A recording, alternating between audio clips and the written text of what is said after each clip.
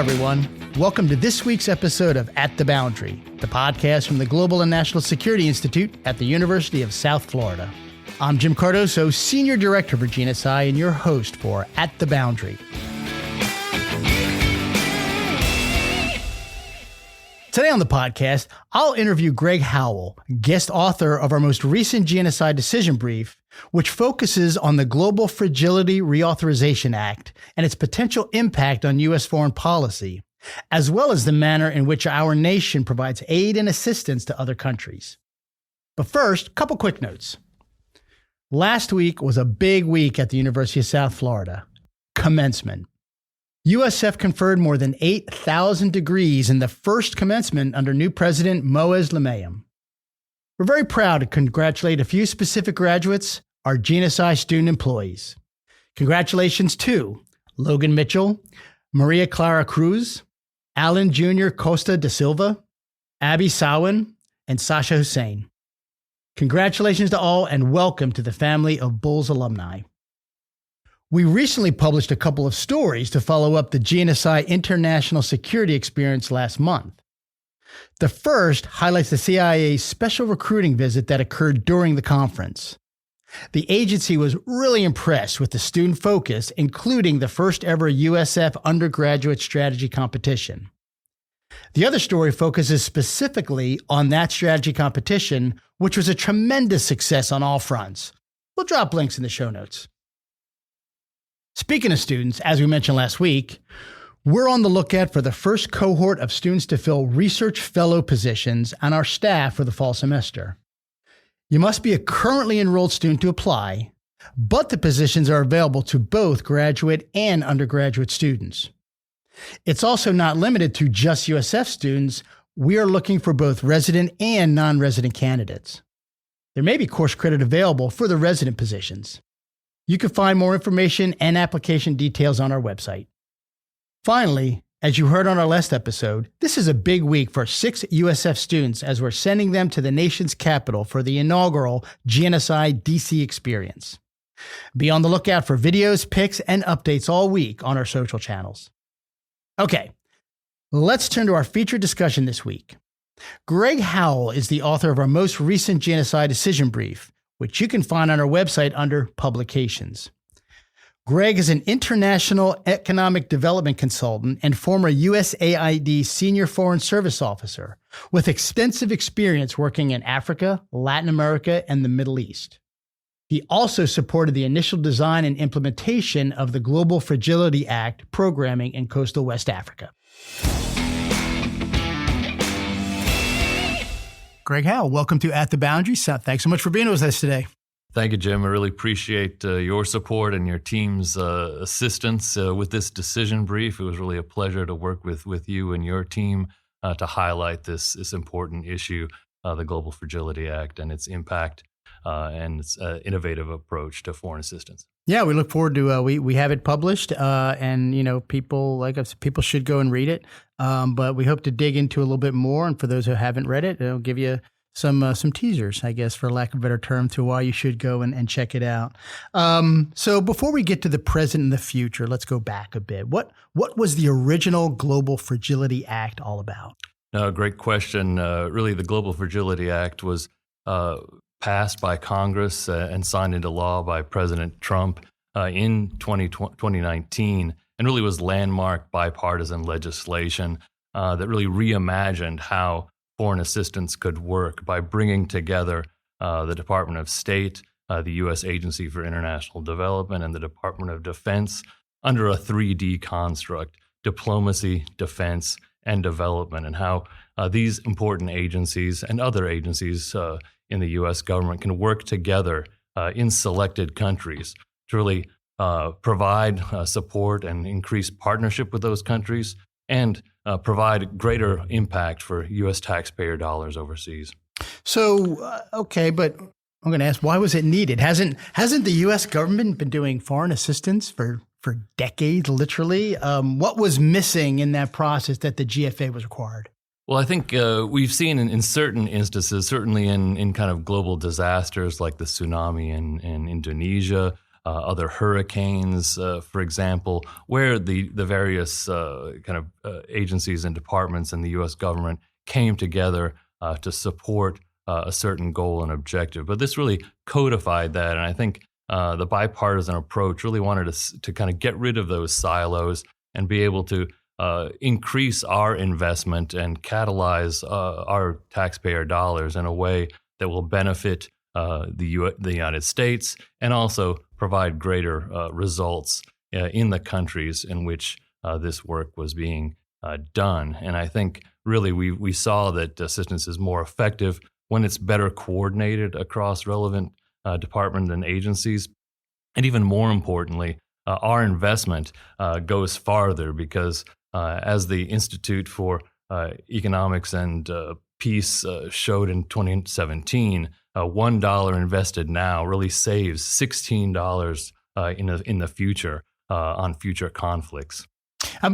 That's an interesting that statistic you just brought. I'm gonna revisit that later on. I'm curious about that one, but so because that could talk to what happened and what could happen in the future. But we're going to talk about the future in a few minutes. We're still looking back right now. So the operationalization, boy, that's a hard word to say, of the original act. It named 9 total countries as the areas of geographic focus, and 5 of these countries were grouped as the coastal West Africa region. And that was Benin, Cote d'Ivoire, Ghana, Guinea, and Togo. And this was the area actually that you oversaw, and you were the regional deputy mission director. Correct. Why were these countries signaled out for focus? Excellent question. Yes, I worked for USAID for over 2 decades, and really during that time period worked all around the world, Latin America, Asia, Africa, and including Iraq and Afghanistan alongside our U.S. military colleagues during those conflicts. And in the coastal West Africa region where I last worked, really this construct of the 3 Ds really came into play, and I saw increased effectiveness for U.S. government programs given the Global Fragility Act. And how this evolved was after the passage of that act, President Trump and his administration put together the strategy to prevent conflict and promote security, which is really the policy construct to support the Global Fragility Act. Then during the transition to President Biden, then the Biden administration was responsible for actually selecting countries. In the legislation, it was deemed that various regions and countries of the world should be selected using criteria that was set out in the legislation. What was some of that criteria? Do you remember what any of it was? Of course, yeah. I think there were really kind of 3 primary categories for the selection criteria: kind of risk and fragility of the countries around the world, also the strategic partnership potential on how the U.S. can work with these countries to advance our own foreign policy, political and commercial interests, and finally, kind of a geographical and functional diversity. Congress wanted to see various regions of the world covered. And one interesting aspect was, in addition to countries being selected, Congress deemed that a region of the world or several countries should be selected as a regional construct to support this work. And so that's how we came to coastal West Africa. The other countries that were selected were Papua New Guinea, Mozambique, Libya, Haiti, and so the regional construct was coastal West Africa, where I worked, and that included Guinea, Togo, Cote d'Ivoire, Ghana, and Benin.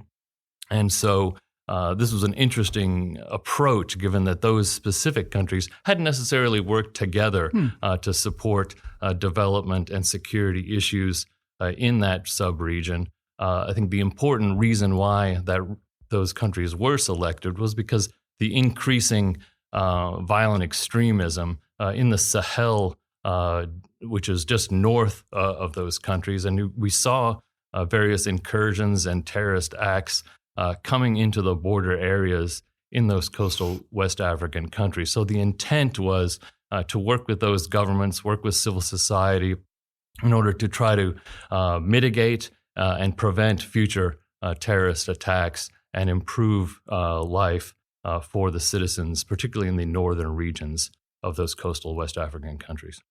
Yeah, I mean, I can see the increase in violent extremism in the Sahel. That definitely has been that's been something that's been top of mind for many years. So I can understand how that would drive that. But it is interesting. You name 4 countries that are kind of all over the globe, and then there's that one specific region of focus that they went to. On outcomes, what results did you see achieved as a result of the original GFA? I'm going to call it GFA, a little easier to say. Definitely. And you said there was a subsequent strategy as well that was pushed out. What outcomes did you see? Yeah, I think one other important point to note regarding the legislation was the fact that they mandated that the U.S. government put in a robust monitoring, evaluation, and learning platform so that results could be evaluated and going forward. And so as part of the strategy process, each of those selected countries, the embassies in those countries, as well as administration colleagues in Washington and in other capitals around the world, we put together a 10-year strategy. And that was another major difference with the Global Fragility Act. Again, government in general is often rather short or medium-term oriented. And so the drafters of this legislation really wanted to see a longer-term perspective and try to make a greater impact over a 10-year period to see, how our U.S. taxpayer investments and our programming could make a greater impact in those countries. And so in coastal West Africa and in the other countries that I named, we came together as teams, and I think that was kind of an interesting bureaucratic exercise as well, because again, each country, each embassy is really focused on the work that they're doing locally and in, say, Ghana, for example. But in this new kind of exercise, we brought together over 50 colleagues from various, the 5 embassies in coastal West Africa, from the Defense Department, including AFRICOM, the combatant command based in Stuttgart, and Washington colleagues, in order to come up with this 10-year strategy. And then again, the idea is kind of looking at prevention as well as stabilization of the region. And we put together a portfolio of different programs. And I think that's the important thing, is because these programs were all kind of synergistic, working off each other. There was agreement across the interagency as to what should be the priorities. And the intent was to work closely with our host country government counterparts, and also ensure that the 5 countries, the governments of those 5 countries, are working together to solve this somewhat intractable issue of violent extremism in coastal West Africa. You and this was all bipartisan, right? I mean, when this came out, this is bipartisan. The strategy that came out afterward was all had a very much a bipartisan flair to it, right? Yeah, there were over 40 signatories and co-sponsors to the original Global Fragility Act. Both sides, House and Senate, had bipartisan sponsors, and including on the Republican side, Representative Michael McCall from Texas. On the Democratic side, Representative Sarah Jacobs, Democrat from California. And then in the Senate, Senator Lindsey Graham, Republican from South Carolina, and Senator Chris Coons from Democrat from Delaware, were kind of the driving force for this legislation originally, and for the Reauthorization Act that's currently before Congress. So again, I actually had the opportunity to brief Representative Jacobs as well as Senator Coons in person in Ghana when I was there. to help inform them of the progress that was taking place with that act. And I think the important thing is kind of on the ground, we really were making a positive impact. And over a relatively short kind of 2-year period in which we saw initial implementation, there was progress being made, particularly in the northern regions of coastal West Africa. Okay, kind of see if you can rack your memory a little bit here. I'm going to test you a bit. Any specific like success stories come to mind? Any specific events that happened during that time that you can kind of tell us the story about? Yeah, definitely. I think some of the areas that we were looking at is security. Obviously, I think on the military side, the Department of Defense, now Department of War colleagues were working really on kind of with their counterparts in the African military divisions on kind of civilian military relations, trying to build up trust in the military and as well as in the police, so that the local communities would trust their police and military partners and be able to closely work with them to kind of reduce security and reduce tension in their communities. And we also worked to expand radio coverage. Again, radio was one of the primary means of communication and getting news, so that being able to expand the reach of radio, being able to better inform citizens and kind of cities across that region helped to, again, reduce conflict and provide valuable security alerts. Also, we were looking at economic opportunity. The youth are underemployed for the most part, unfortunately, but being able to find short-term, medium-term work, sustainable jobs, kind of brings them back into the fold and reduces the potential that they may join an extremist group in the future.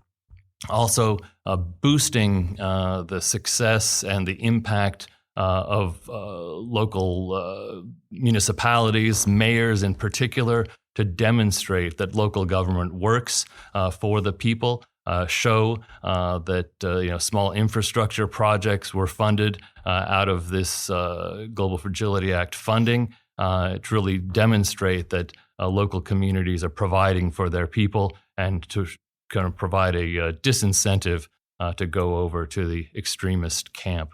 Was there any issue with, you talk about radio coverage, was there any issue? I assume social media was part of it too. And look, this is a good news story. I mean, if you're making progress in that part of the world, that means that there are maybe adversaries out there who would like to counter that progress being made. Did you have to deal with, disinformation against you? I would think you would. Yeah, I mean, great question. And certainly that was part of the work that we were doing. Every embassy has a robust public affairs office. So we were working through that office to kind of promote the good work being done with U.S. taxpayer dollars, and also working with governments and both national and local to ensure that their social media messages were on point, and again, trying to combat any misinformation from the other side. Certainly difficult, but still an ongoing process. No doubt. So let's jump to the present now. So, with the second Trump administration, things have changed, obviously. Responsibility for foreign assistance, it was transferred from USAID to the State Department, and the State Department's Bureau of Conflict and Stabilization Operations was disbanded. And all this drove a need for a Global Fragility Reauthorization Act, which I'm going to call GFRA to shorten that up, introduced also in bipartisan manner by, like you said, the same people too, reintroduced that into 2025. Yep. What does this updated GFRA seek to achieve, and what's the status of the bill? Great. Well, currently the status is still in committee, both on the Senate and House side. As I mentioned, the previous kind of co-sponsors of the initial Global Fragility Act have kind of put forward this Reauthorization Act. And I think that also emphasizes the importance of this policy and this legislation. Well, you said too that they went down range. I mean, they went down and they saw you, on the premises there. They weren't just in Washington; they were actually, intimately engaged with that. So you can see over time that they wanted to see this succeed. No, exactly, and I think it's also important that Secretary of State Rubio in his confirmation hearings in January of last year did highlight the Global Fragility Act work as an important policy and an important approach. And so I think, obviously things have changed regarding foreign assistance in particular over the past year. That said, they're looking at different ways to approach this. And I think the intent of the Global Fragility Act is really a great way to demonstrate efficiency, demonstrate impact, and an innovative approach to kind of focus and concentrate our U.S. government funding to achieve our overall foreign policy goals. Again, we're looking to create safer, more secure, more prosperous communities around the world and for Americans. And I think GFA did that in the kind of 2 short years of actual implementation, and can continue that in the future with some tweaks as were put forward by these members of Congress. I think one important one is looking at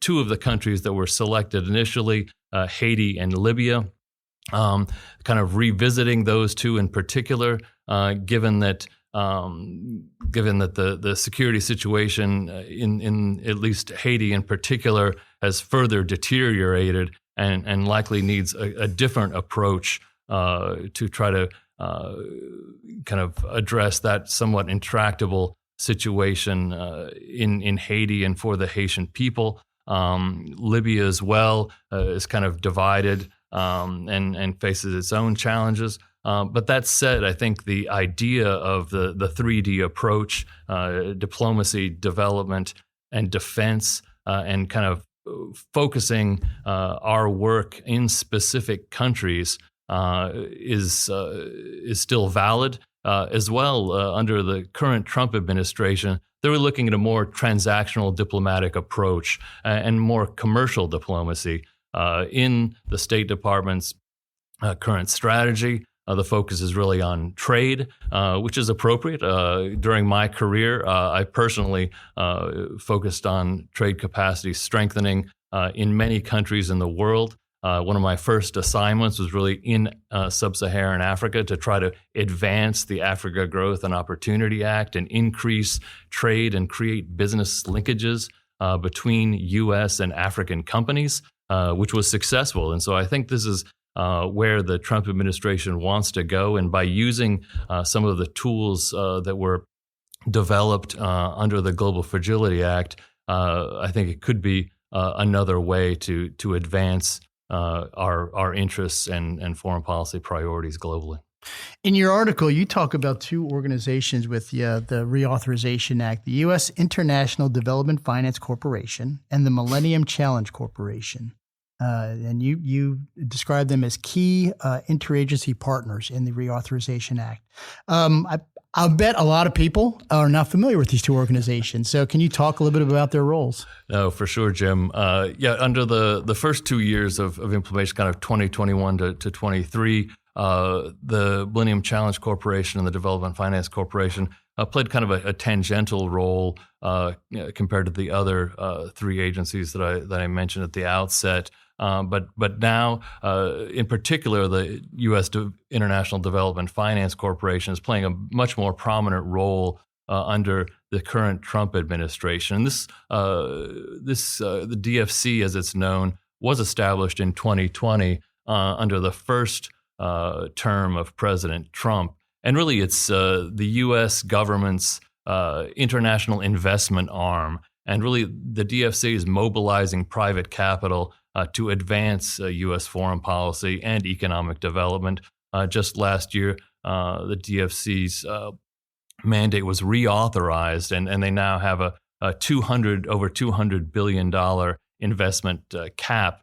So there's a lot of room there for the DFC to operate going forward.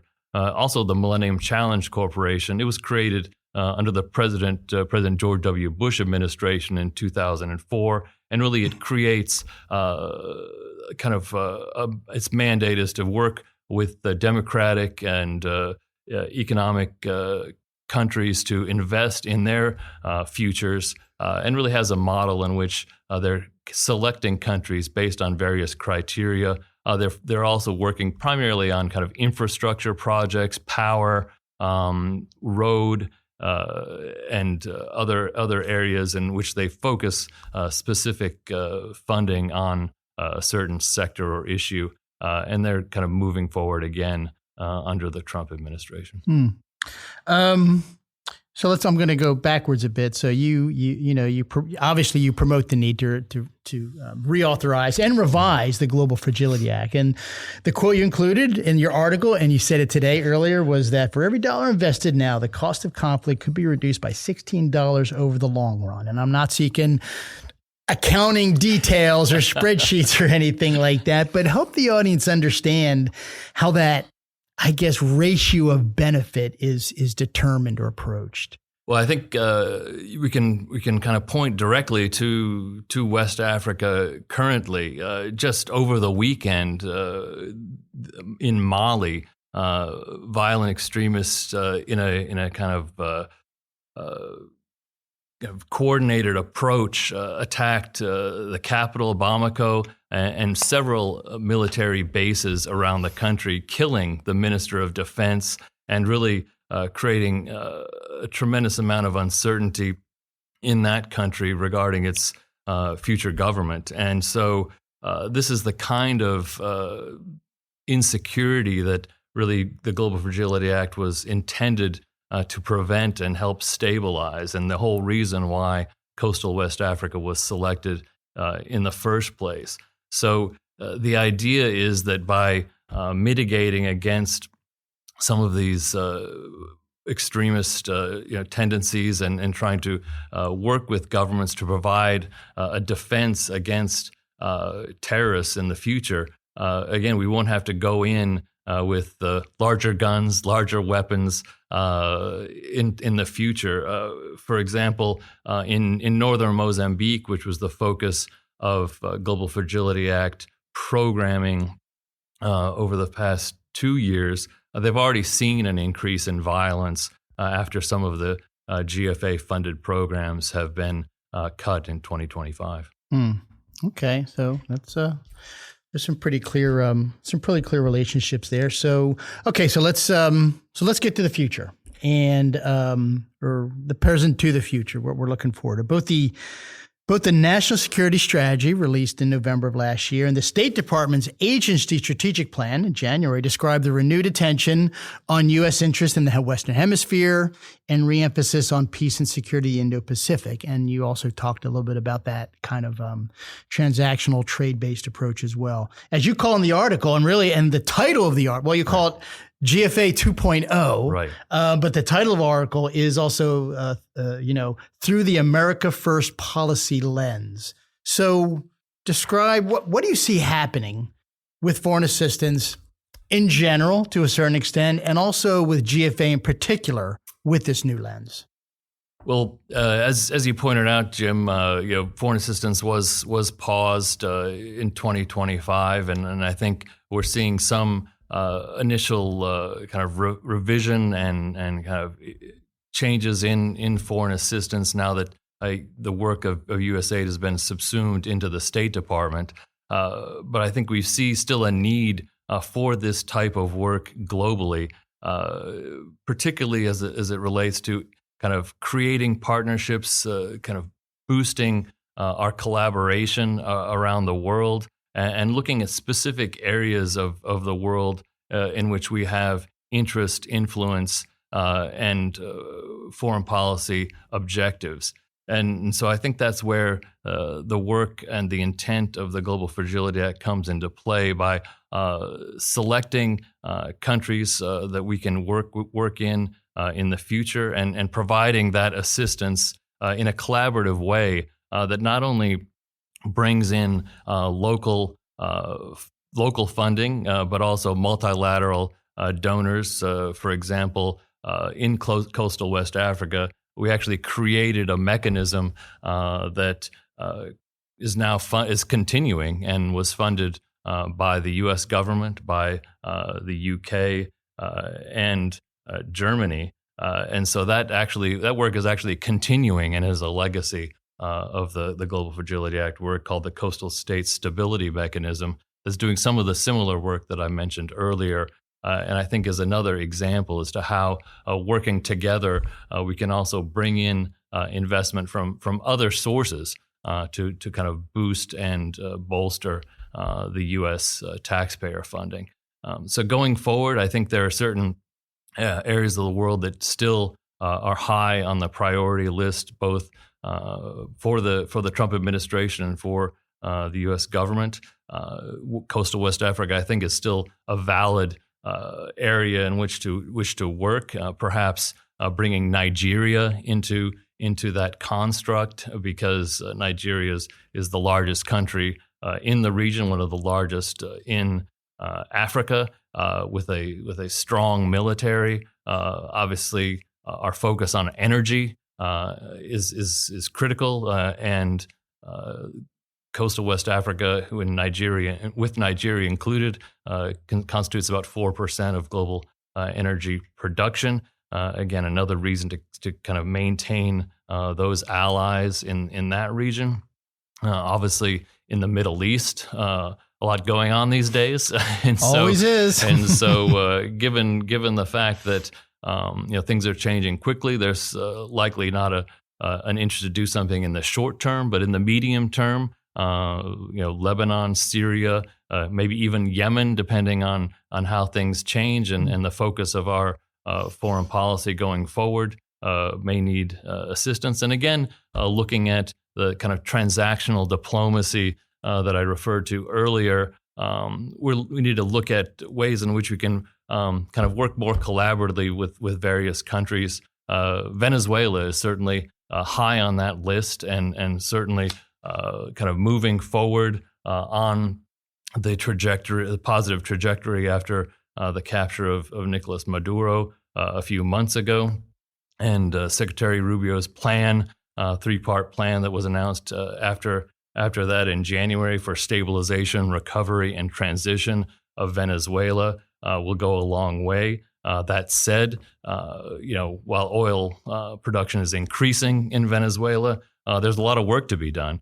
Venezuela, has a lot of issues, high poverty. About 20% of its population is actually outside of the country, given the failed policies of Chavez and Maduro. So about 8 million Venezuelans are currently living as migrants across South America. Also, hospitals, schools, the water and sanitation infrastructure are failing. And there needs major economic reform as well, given the failed decades of socialist, corrupt, authoritarian policies of Chavez and Maduro over the past several decades. So oil revenue alone will not solve Venezuela's issues, but working collaboratively and a kind of a whole of government approach from the U.S. government will again boost that future ally of the U.S. government. You talked about the 10-year plans, the fact that, Congress wanted to get after that in more of a long-term manner. Exactly. But also in the article, you talk about the need to revise and refocus those 10-year plans. What do you think that's going to look like? Again, because that's the operationalization, said it right that time, of the strategy. No, of which course. is important, obviously. I mean, I think it will take kind of the Trump administration to kind of embrace and relook at the Global Fragility Act again as a useful tool of foreign policy, and then bring together the various agencies and departments that would support this. Obviously, the State Department.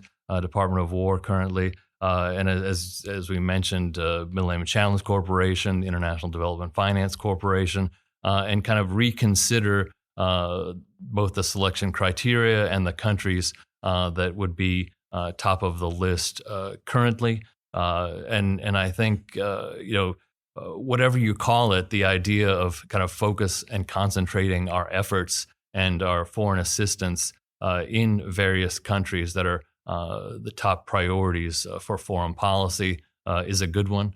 We saw those dividends play out, although just over a 2-year period. If we had kind of a longer time frame to be able to work in some of these countries, I think we would have seen even more benefit for the countries we're working in, and for the American people. Any, well, kind of at the end of the podcast, any final thoughts before we call it? No, I appreciate it, Jim, and thanks again for the work that you and your team are doing here at the Global and National Security Institute to advance foreign policy and highlight the major issues for national security around the world. Yeah, we appreciate having experts like you here in Tampa, engaging with us, engaging with the students here, engaging with the faculty. It's just another way that we feel that Tampa Bay it's the place to be. There's a lot going on here, the national security and diplomacy, and even as there are changes in how the U.S. administers foreign assistance isn't going away. And so we'll just watch how those changes go. And hopefully we'll see this Global Fragility Reauthorization Act continue to move forward through the process at some point. For sure. Thank you so much. Greg Howell, thank you for your thoughts today. Appreciate your time. Special thanks to our guest today, Greg Howell, an international economic development consultant and former USAID Senior Foreign Service Officer with extensive experience working in Africa, Latin America, and the Middle East. He's also the author of our most recent GNSI decision brief. Next week on the podcast, we'll step into the covert world of Russian espionage, sabotage, and spycraft with the author Sean Wieswesser, a former senior operations officer with the CIA, who recently published his book, Tradecraft, Tactics, and Dirty Tricks, Russian Intelligence and Putin's Secret War. Our own intelligence and covert operations expert, Dr. Jeff Rogg, will conduct the interview. Should be a great episode. If you don't want to miss that one or any other episode, be sure to like and subscribe to At the Boundary on your favorite podcast platform. Thanks for sharing some time with us today as well. You can find GNSI on YouTube, LinkedIn, and X. Be sure to follow, like, and subscribe. Tell your friends and colleagues as well, and be sure to sign up for our monthly newsletter. You can find all this on our website, usf.edu/GNSI.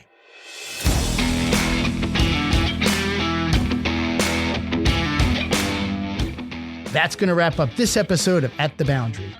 Each new episode will feature global and national security issues we found to be insightful, intriguing, maybe controversial, but overall just worth talking about. I'm Jim Cardoso, and we'll see you at the Boundary.